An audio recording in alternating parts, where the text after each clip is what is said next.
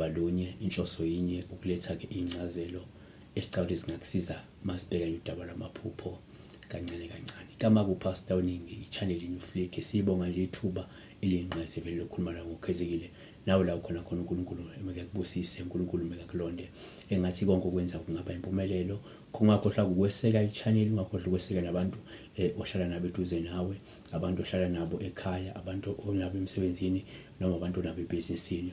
Namhlanje nasibheka la iphupho lika Nina Rich Betty uthi sawubona pastor kusho ukuthini ukuphupha ke la ugqoke i-graduation gown baphinde bakunikeza izitifiketi esiningi ehlukene.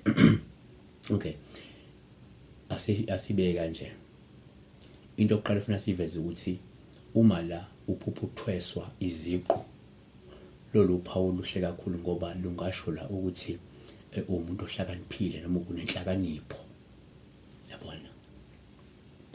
2, uma uphupha uthwesa iziqu uphawu futhi oluhle kakhulu ngoba lungasho la ukuthi ke unenhlakanipho nanokuthi lindele ukuhlonishwa mhlawumbe lindele impumelelo lindele inqubekela phambili nokufeza kwefiso kanye nenhlelo zakho empilweni. Asesithi ke uma usuphupha ugqoke ijazi leli lokuthweswa iziqu nalo luphawu oluhle ngoba lusho ukuthi uzokwazi ukuphothula ubizo lwakho ngempumelelo uma unedlozi futhi uthwasa maybe noma ke ungase ke uthwase ngekudala.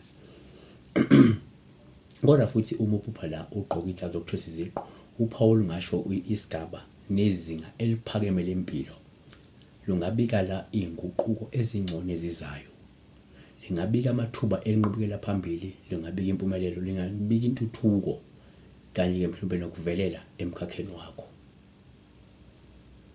Kufana nako futhi ukuphupha uthola izitifiketi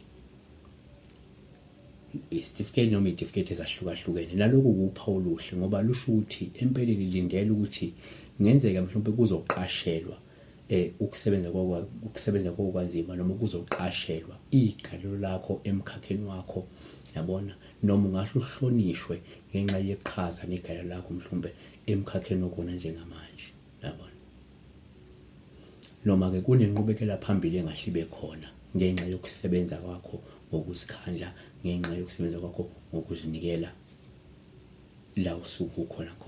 Ngiyabonga ke ivila yona yokuqala akuyona yokugcina ilike le video musibukile bese ubheka amanye amavideo esiwenzile ku channel ungabhekile kuphela ziningi impendulo ezingakusiza esinazo kule channel lena. Ingenye ama channel akhona on YouTube engicabanga ukuthi ke ayazama ukuthi alethe incazelo ezithe ukudla ngokujiya nanokuthi ke siphinde sekunikeze nethuba futhi lokuthi uma ufuna ukukhuluma nathi ngokukhethekile mahala uyakwazi uthatha inombolo ungifonele. But iphutha abantu abalenza baya WhatsApp. Uma ungu-WhatsApp ngane kwethu mina nawe siyaphambana. Kodwa uma ungifonela mina nawe siba moya munye.